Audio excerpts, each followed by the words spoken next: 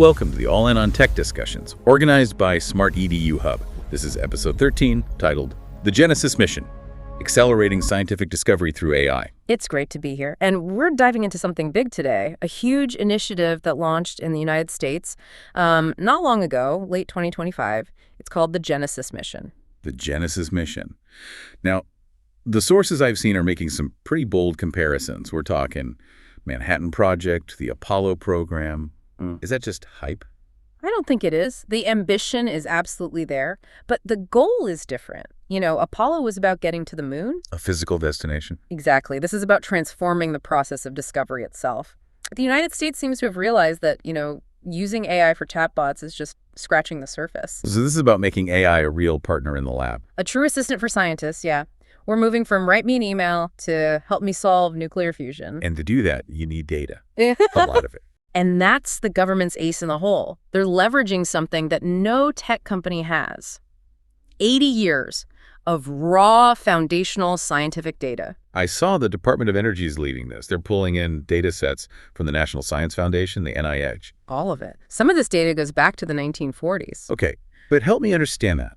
Why does a cutting-edge AI need physics data from, World War II? It's all about training what they're calling a scientific foundation model. So think about it like this. ChatGPT was trained on the whole internet. It learned language. Right. How we talk, how we write. Well, if you want an AI that can help discover new materials or new medicines, you have to train it on the fundamental laws of physics and biology. You feed it decades of experiments, the successes and the failures, so it starts to sort of intuit how the physical world actually works. So you're basically digitizing the entire atomic age to teach the machine. That's a great way to put it. And they're not just putting this on a public cloud, of course. No, I'd imagine not. They're building a closed experimentation platform. It connects 17 national laboratories, all their supercomputers, into one massive system. The goal is to have AI agents that don't just analyze data. They propose hypotheses, test them, and refine them. The AI becomes a collaborator. That is a fundamental shift.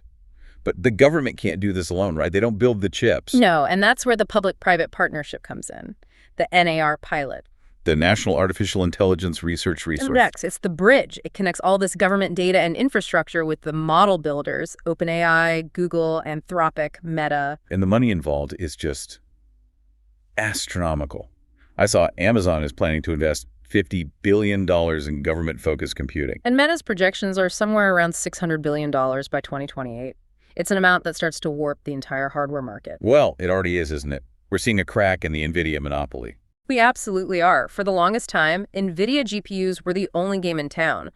But after the success of Google's Gemini 3 model, suddenly everyone is paying very close attention to their TPUs. They're tensor processing units. Yeah. So chips designed from the ground up just for AI tasks. Exactly. And the big news is that Meta is now reportedly exploring using Google's TPUs right alongside their Nvidia hardware. Which, in the tech world, is a huge deal. It shows just how intense the demand for compute has become. It's a scramble. And it also points to a bigger philosophical shift. I think it was Ilya Sutskever who said not long ago that we are leaving the age of scaling. The age of scaling is over. What does that mean exactly? For the last decade, the strategy was just make the model bigger. More data, more parameters. Sutskever is saying that's hitting its limits. We're now entering the age of research. So it's not about how big the AI is, but how long it can think about a problem. Precisely. The AI assistant ponders the data.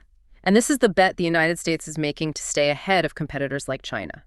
The timeline is wild, too. They're demanding real, demonstrable results in just 9 months. 9 months to solve some of the country's biggest challenges. Advanced manufacturing, biotechnology. It's a sprint. It is incredibly high stakes. But if this gamble pays off, 2026 isn't just going to be another year of AI hype. It could be the year we see the scientific method itself get a massive, massive upgrade. A truly fascinating prospect.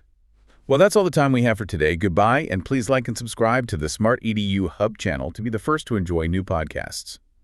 Also remember that a link to the article by Cottle and Vraby is in the podcast description below.